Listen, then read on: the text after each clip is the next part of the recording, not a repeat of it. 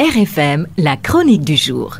Ainsi donc, Toby est mort, appelons-le comme ça, au moins pour lui accorder une fin plus digne que ce qu'on a vu sur des images de vidéos amateurs d'un animal errant, plus apeuré par la horde de curieux que dangereux pour cette même espèce humaine très sauvage pour le coup. Entendons-nous bien, quand on dit qu'un animal dangereux erre dans la ville, croyez bien qu'il ne devrait y avoir aucun esprit, même inconscient, même les plus téméraires, pour jouer à qui s'approcherait le plus du fauve vivant et qui ne demandait certainement qu'à regagner la mare de Dalaba aux entournures de Kédougou pour aller flâner ailleurs. Et quand on a entendu le gouverneur se gausser d'avoir donné l'ordre de tirer l'animal, on s'est dit quelle blague de mauvais goût. Mais c'était déjà trop tard. Un Français nommé François Huard était déjà passé à l'œuvre. Par nécessité, j'en doute fort. Par plaisir, je suis tenté de le croire. Le tireur d'hippopotame et le directeur du campement le relaient sur place, pub gratuite.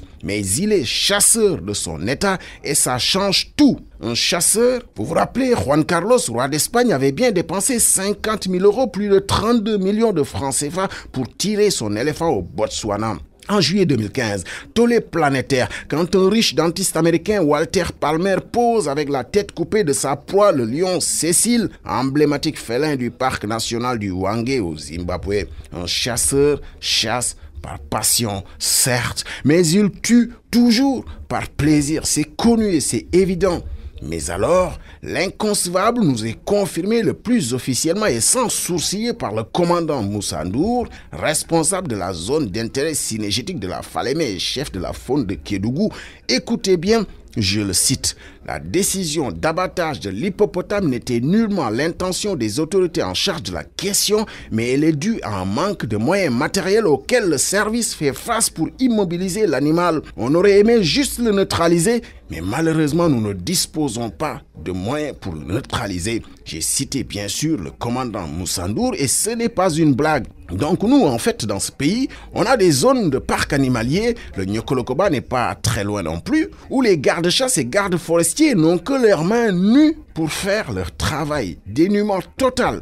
Dans ce pays, on a des établissements recevant du public, des ERP, comme on les appelle, sans extincteur ni même plan d'évacuation affiché. On a des marchés dans un désordre total et sans bouche d'incendie. Quand il y a le feu, ça fume jusqu'aux cendres. Dans ce pays, on accepte que des pompiers restent sans moyens d'intervention. On a vu récemment dans Dakar des pompiers se projeter sur zone d'un accident de la circulation avec un camion qu'on appelle fourgon pompe-tonne, des engins lourds qui ne sont normalement que pour les graves incendies, mais là, c'était juste pour transporter l'équipe de secours. J'ai personnellement honte que François Huard soit le héros du commandement de la zone de chasse de la Falémé.